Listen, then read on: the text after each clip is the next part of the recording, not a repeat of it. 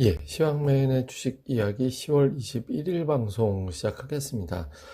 일단 오늘 이제 시장에서 중요한 게, 음, 역시 이제 시장의 어떤 흐름이 되게 중요한 수밖에 없는데, 이게 호재와 악재가 약간 섞여 있잖아요. 일단 이제 그 전까지 상황은 미국하고 중국하고 무역 협상 잘 될 것 같다라는 분위기가 이제 만들어졌다가 약간 이제 노이즈가 발생되면서 좀 티격태격하는 거 아니냐 이런 걱정으로 넘어갔고, 여기 이제 중국의 성장 지표가 또 부정적으로 나오고, 다음에 또 브렉시트 변수가 좀 어정쩡하게 나오는 이제 그런 상황이 되면서 미국과 중국이 어쨌든 협상은 계속할 것 같은 분위기, 이거는 이제 긍정적이고, 또 여기에 이제 경기 부양할 수밖에 없다라는 시각, 이런 것들은 당연히 이제 뭐 좋게 작용할 수도 있는 그런 상황인데, 이제 반면에 경기 침체 우려, 또 경기 침체를 해결하기 위한 조치 중에 하나가 이제 무역 협상인데, 이게 또 조금만 틀어지면 또 어정쩡한 상황이 되잖아요. 여기에다 이제 브렉시트 변수 같은 경우도 좀 어정쩡하게 진행이 되어 있는 그런 상태이기 때문에 투자자들이 이제 어느 쪽으로 방향을 쓸 거냐. 그러니까 오늘 이제 외국인 투자자들의 흐름이 상당히 이제 중요한데요. 우선 이제 브렉시트 같은 경우는 좀 애매하게 끝났죠.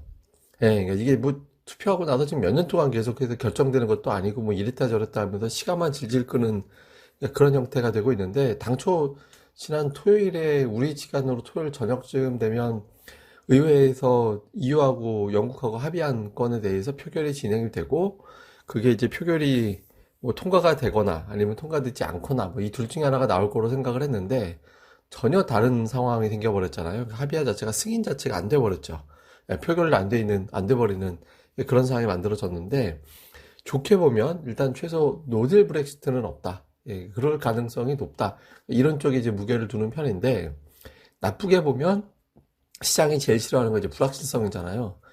이거는 또 시간을 질질 끌면서 이제 몇 달 동안을 또 브렉시트 협상을 또 하고, 또는 의회에서 어떤 안을 만들고 이런 어떤 내용들로 흘러나가게 된 거는 또 불안정한 상태이기 때문에, 그러니까 이 자체가 좀 시장에서는 불편함이 이어질 수는 있습니다. 근데 이제 제가 주말 방송에서도 말씀드렸듯이, 어쨌든 지금 뭐 결론이 난 건 아니잖아요. 결론 난 거 아니기 때문에 주식시장이 지금부터 결론 나지 않은 상황에 대해서 뭐 위로 갈 거다, 밑으로 갈 거다, 이렇게 이제 결정있는 재료가 되기는 어려울 것 같고, 사이사이마다 한 번 정도씩의 이제 변동성 요인은 될 거다, 이렇게 보면 될 것 같은데, 근데 이게 지금 중요한 게 뭐냐면, 사실 영국이 전 세계에서 차지하는 경제 비중이 한 2% 정도 될 겁니다. 그러니까 영국 문제가 뭐 크다면 크고 작다면 작은 거지만, 엄밀하게 보면 2%가 싹 다 지워지는 건 아니거든요. 그러니까 뭐 반토막 난다 하더라도, 그러면 반토막 나면 1% 줄어드는 거니까 전 세계적으로 보면 뭐 충격이 전혀 없다라고 못하지만 어마어마하게 심각한 건 아니거든요. 근데 이제 중요한 건 뭐냐면 환율이에요, 환율. 예, 그러니까 영국이 이제 다른 나라하고 다른 지위를 갖는 거는 기축 통화를 찍어내는 국가잖아요. 그러니까 기축 통화를 찍어내는 국가인데, 이제 파운드화가 한 네 번째 정도 서열되죠. 이제 달러가 당연히 제일 세고, 그 다음에 유로화, 그 다음에 엔화, 파운드화 뭐 이런 순서거든요. 근데 파운드화는 유로화를 또 같이 달고 움직이는 형태가 되기 때문에, 그러니까 브렉시트라는 거는 또 유럽 안에서 벌어지는 상황이잖아요. 그러니까 브렉시트 자체가 또 유로하고 같이 또 맞물리다 보니까, 영국이 저 모양을 자꾸 만들어버리면 또 달러가 이제 위로 올라가다 밑으로 내려갔다가 굉장히 또 출렁거리는 그런 형태가 될 수 있거든요. 외국인들 입장에서 이게 또 환율이 들썩거리는 거는, 외환 시장이 불안정하고 하게 할 때는 외국인들이 좀 매수하는 걸 굉장히 좀 꺼리게 되거든요. 그래서 브렉시트 변수가 우리 증시에는 그래서 이제 중요하다라고 봐야 되는데, 일단 이제 승인이 무산이 됐고 시간을 또 벌게, 시간을 끄는 상황으로 이제 만들어져 있는 상황, 이렇게 된 상황에서 오늘 장 초반에 환율과 유럽계 자금이 어느 쪽으로 움직일 거냐. 그러니까 지금 지난 주말 미증시 마감됐을 때 상황만 해도 이제 원달러 환율은 1180원 이하로 내려가 버렸고, 다음에 이제 외국인 투자들이 야간 선물에서 매수했기 때문에 이제 우리나라에서 초반에 이제 매수가 들어올 가능성이 조금 더 높은 쪽으로 무게를 두고 있었거든요. 근데 지금 브렉시트 변수가 좀 어정쩡하게 끝나서, 사실 저거 어정쩡하게 끝나도 지금 당장 뭐 심각하게 타격을 주거나 그런 상황은 아닌데, 괜히 또 그런 재료로 엮어서 움직일 수도 있잖아요. 그래서 오늘 초반에 이제 외국인 투자들의 매매가 어떻게 나오느냐. 이게 한 2천억 원 이상의 뭐 매도라거나 이제 그럴 사안은 아닌 것 같은데, 그래도 혹시 모르니까 외국인 투자자들의 동향, 장 초반에 세게 밀어낸다, 이런 형태가 되면, 지난주에 잠깐 이제 만들어져 왔던 달러와의 약세가 이제 반전이 되면서 환율이 다시 올라가게 되면서 이번 주 내내 좀 고전할 가능성이 있거든요. 그래서 초반에 이제 환율과 외국인 투자자들의 매매 동향, 이게 좀 중요한 요인으로 좀 체크를 해봐야 될 것 같고요. 다음에 또 한 가지는 이거하고 또 맞물려서 같이 봐야 되는데, 역시 외국인 투자자들이 그 대형주 집중적으로 매매를 하잖아요. 근데 지난주에 대형주 두 종목, 시가총액 1, 2위 종목에 변수가 이제 생겨버렸죠. 삼성전자 같은 경우는 30% 캡룰, 그러니까 코스피 200 안에서 이제 30%의 비중을 차지해서는 안 된다. 그러니까 뭐 무조건 안 된다, 그게 아니라 이제 그 이상을 차지하게 되면 이제 뭐 약간의 어떤 저걸 뭐 비용을 줄여야 된다, 운용사들별로 뭐 이런 어떤 이슈가 좀 있거든요. 그래서 지난주에 보면 기관 투자자들이 좀 많이 팔았어요. 특히 연기금이 7월 25일 이후에 가장 많은 매도를 보였거든요. 그래서 이게 이제 그냥 우연히 잠깐 매도가 나온 건지, 아니면 이제 매도가 진짜 추세적으로 시작이 되는 건지, 그러니까 이게 되게 중요하거든요. 그러니까 30% 캡룰에 걸리는 상태가 됐을 때, 이제 이 상태에서 기관 투자자들이 지속적으로 매도하는 그런 형태가 돼버리면 삼성전자가 빠진다 그러면 지수가 올라가기가 상당히 좀 어렵잖아요. 그러니까 이제 오늘 삼성전자에 대한 기관 투자자들의 매매가, 특히 연기금이 일관되게 매수해왔던 쪽에서 계속해서 매수를 해준다면 시장에 별 변수가 아닌데, 매도가 이번 주 내내 이어지는 형태가 된다면 지수가 좀 올라가기는 상당히 어려운 국면이 나올 수 있거든요. 그래서 삼성전자에 대한, 뭐 외국인도 외국인이지만 특히 이 종목은 이제 기관의 동향 좀 잘 봐야 될 것 같고, 그다음에 이제 SK 하이닉스 같은 경우는 이제 블록딜 있었잖아요. 예, 그러니까 지난주 말에 이제 블록딜이 있었는데, 지난주 금요일에 하이닉스가 좀 제법 많이 빠졌죠. 예, 4% 넘게 빠졌으니까. 근데 저거는 우선은 뭐 4분기 실적이 썩 좋진 않을 것 같다. 그러니까 3분기 실적 발표 이번 주에 나올 텐데, 4분기 실적이 기대했던 거는 조금 예상치보다 좀 나아질 것 같은데 라는 분위기였는데, 그렇지 않을 수도 있을 것 같다라는 게 일부에서 제기가 됐어요. 그래서 하락했는데, 근데 이제 시장에서는 그게 아니다, 그러니까 블록딜 때문에 빠진 거다. 그러니까 블록딜은, 그러니까 그날 종가에서 4% 할인된 가격으로 이제 정리를 하는 거였거든요. 그러니까 더 싸게 받아내기 위해서는 이걸 더 떨어뜨릴 필요가 있잖아요. 그러니까 이제 그 블록딜 있을 때 주가가 떨어지는 경우가 좀 자주 있는데, 그게 왜 그러냐면 종가 대비 몇 퍼센트 할인된 금액으로 블록딜을 시키거든요. 그러니까 종가가 낮을수록 더 싸게 물량을 잡을 수 있는 기회가 되잖아요. 장중에 이제 주가가 의도적으로 떨어지게 되는 그런 기회가 나올 수 있는 측면이 하나가 있고, 다음에 또 하나는 뭐냐면 지금 가지고 있는 물량을 팔아요, 장내. 그러니까 팔아가지고 지금 예를 들어서 내가 뭐 100만 주 갖고 있다 그러면 한 20만 주 팔아가지고 그 종가가 더 싼 가격에 20만 주를 시간 내에서 또 살 수 있잖아요. 그러니까 이제 갖고 있던 애들이 그래서 또 파는, 그러니까 그런 측면도 좀 있거든요.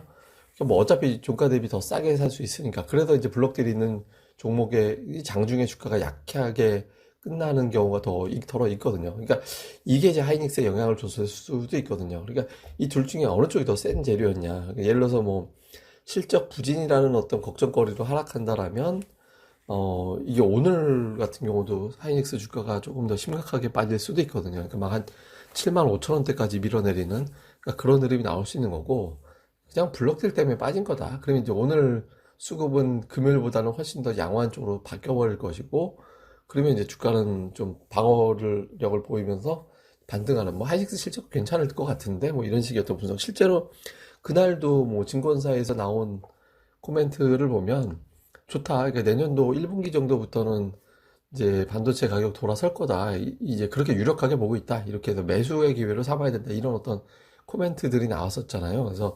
그리고 그래서 뭐 블록딜 이슈, 실적 부진 이슈, 이 둘 중에 하나에서 실적 부진 이슈는 의외로 좀 빠르게 탈피할 가능성도 좀 있어 보이긴 하거든요. 근데 이게 이제 실제로 수급에서 그렇게 가동이 되는지, 그러니까 이게 삼성전자 30% 캡룰, 하이닉스의 두 가지 변수, 이 시가총액 1, 2위 종목의 변수가 이제 오늘장에서, 그래서 삼성전자는 기관의 매도가 좀 진정돼주고, 하이닉스 같은 경우는 오늘장에서 좀 반전을 좀 해주고, 이런 형태가 돼버리면 이제 시장이 좀 안정될 수 있지만, 그렇지 않다면 2050, 2100 박스권마저도 밑으로 더 깨고 내려가는 그런 형태가 될 수도 있거든요. 그러니까 이제 오늘 이 두 종목의 수급 동향이 상당히 좀 중요합니다. 그래서 이제 이거를 좀 잘 봐야 될 것 같고, 다음에 이제 코스닥 시장 같은 경우는 지금 상대적으로 코스피 대비 견조한 편이잖아요. 근데 이제 약간 좀 찜찜한 거는 신용이 다시 늘고 있는 게 좀 있어서, 수급에서 신용잔고 늘어날 때 시장이 고전을 하는 그런 특성이 좀 있었거든요. 근데 이제 신용이 들면 이게 이제 종목들별로는 뭐 지금 정도 수준에서 뭐 지금 시종 잔고 때문에 뭐 걱정이 된다 뭐 이런 걸 갖다가 이제 논의할 수 있는 이제 생각할 수 있는 그 정도 수준은 아니기 때문에 뭐 그렇게 이제 엄청나게 의식을 하고 이제 그럴 필요는 없는 거긴 한데 근데 이제 만약에 여기서 이제 그 조금 외국인 투자자들이 매도가 나오고 하면 종목들별로는 신용 부담이 좀 커져 있는 상태의 종목들이 좀 있거든요. 그러니까 그런 종목들은 매도가 원래 조정이 나왔어야 될 자리에서 훨씬 더 빨리 나올 수 있거든요. 그러니까 외국인들이 좀 지수를 지탱해 주는 게 되게 중요합니다. 그래서 지난주에 5일 중에서 4일 매수했잖아요. 그러니까 이제 이런 어떤 흐름이 이번 주에도 이어지느냐. 근데 만약에 이제 특히 외국인 투자자들이 이번 주에 최소 한 3일 정도 매수를 해주면 제일 좋거든요. 그러니까 3일 매수, 2일 매도 정도. 이제 그 정도 규모만 나와줘도 코스닥 시장이 조금 더 편안하게 갈 수 있는 그런 상황이 되거든요. 지금 이제 개인들이 지난주 금요일에 매수를 했잖아요. 이게 지금 개인 투자자들이 코스닥 시장을 놓고 오면 이틀 동안 2천억 원 샀거든요. 그 전에 이틀 동안 1,100억 정도 샀는데, 한 1,200억 정도 샀는데, 이틀 동안 2천억을 또 샀어요. 그러니까, 이틀 동안 1,200억을 팔고, 이틀 동안 2천억을 사버렸거든요. 지금 개인들이 매수해서는 지수가 절대로 못 올라가요.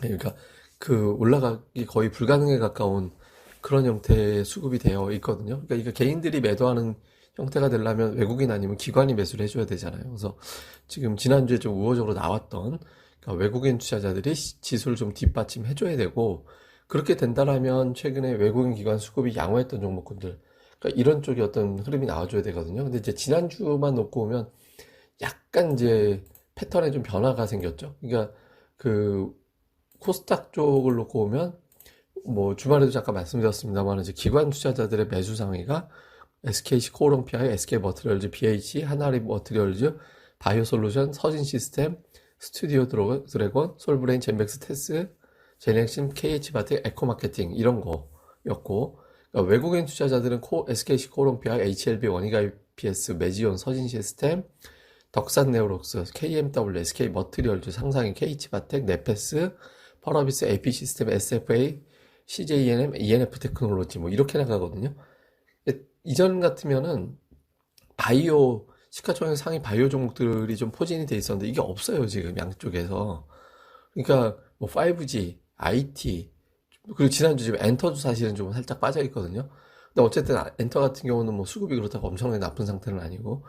그러니까 기존에 바이오는 약간 이제 비중이 좀 보이질 않고 IT는 이제 뭐 소재 쪽에 특히 이제 좀 많아 보이긴 합니다만 어쨌든 IT와 이런 쪽 5G 중에 일부 종목 이렇게 지금 매수가 진행이 되고 있는 상태거든요. 그러니까 이게 이제 계속해서 바이오 쪽에 관심을 갖지 않고 IT 종목의 종목별 장세, 그러니까 IT도 또 전체적으로 다 매수 들어오는 건 아니니까 이 종목별 장세로 가고 나머지는 그냥 개별 종목 순환매로 가는 거냐 아니면 이제 업종별로 전체가 크게 돌고 도는 그러니까 IT도 돌고 엔터도 가고 이제 바이오도 가고 뭐 이제 중국 소비주도 가고 이렇게 크게 이제 굵직하게 도는 그런 형태로 갈 거냐 이게 잘 봐야 되거든요. 이게 차이가 뭐냐면 지금 형태의 수급 구조만 놓고 보면은 일부 IT 종목의 종목 주도주 장세, IT 장세 같이 보여요. 종목들별 수급을 보면. 근데 이제 지난주 일주일만 봤기 때문에 우리가 이제 그걸 단정하기는 어렵거든요. 그래서 이번 주에도 저런 종목 구성이 그대로 이어진다면 시장은 지수하고 이제 상관없이 IT 개별주 장세, 얘네들이 시장을 끌고 가는 그런 장세가 진행이 된다라고 봐야 되거든요. 그럼 그쪽에서만 종목 찾아야 되는 거예요.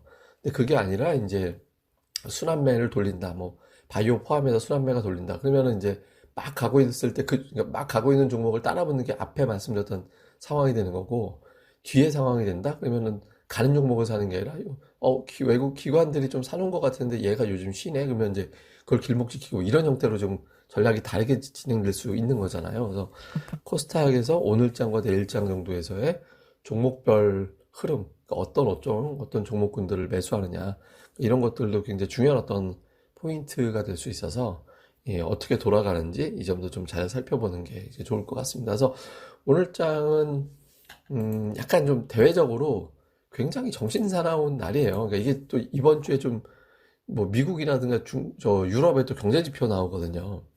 그러니까 이게 조금만 삐딱하면 그러니까 악재거리 하나가 있는 상태에서 조금만 삐딱해 버리면 이게 바로 또 경기 침체 장세 국면 막 이렇게 해도 언제든지 내려갈 수 있는 그런 아슬아슬한 상황도 연출될 수 있거든요. 근데 그 상황이 연출되지 않기 위해서는 이제 이걸 틀어 막을 수 있는 재료들이 나와줘야 돼요. 그러니까 기업들의 실적. 그러니까 시가총 1, 2위 종목이 지난주에 우연히 빠진 거고 지금은 찬스네라고 해서 삼성전자 5만 원 밑에서 물량을 받아주고 하이닉스 7만 5천 원을 방어선 잡아서 또 끌어올려주고 이런 시도들이 나와줘야 되고 코스닥 같은 경우도 좀 뒷받침이 돼줘야 되고 또 그런 과정에서 우리나라 기업들은 이제 실적이 바닥이다라는 것들, 그다음에 이제 미국하고 중국하고 좀 친한 척 하는 그런 발언들도 좀 간간히 좀 나와주고, 그러니까 이런 그림이 좀 나와줘야 되거든요. 그러니까 지금 뭐 이게 그림이 다 뭐 좋게 보면 무역협상 잘 될 것 같은 분위기도 될 수 있고, 또 신중하게 보면 FMC가 또 이제 그 다음 주에 있으니까 FMC 전까지는 좀 쉬어야지, 그냥 가두어 있어야지 이렇게 될 수도 있고, 나쁜 쪽은 또 경기 침체로도 갈 수 있고, 이 세 가지가 다 열려 있어요. 근데 이제 그거를 오늘장 정도에서 이제 브렉시트라든가 뭐 이런 것들의 재료를 확인한 상태에서 외국인 투자자들이 이제 어떤 태도를 갖느냐에 따라서 박스권으로 가느냐, 이제 2050에서 2100 사이에 이제 특히 2100 근처로 가서 241선 돌파하기 직전의 단계로 가서 딱 자세를 잡고 있느냐, 아니면 이제 경기 침체 국면으로 가서 다시 이제 박스권이 밑으로 깨져서 2000 초반을 확인하는 쪽으로 갈 거냐, 이게 이제 가늠이 되는 거니까 오늘 이런 어떤 이제 앞서 말씀드렸던 포인트들을 또 잘 살펴보시면 좋을 것 같습니다. 예, 그럼 또 오늘 하루도 잘들 보내시고요. 저는 또 다음에 뵙도록 하겠습니다. 예, 감사합니다.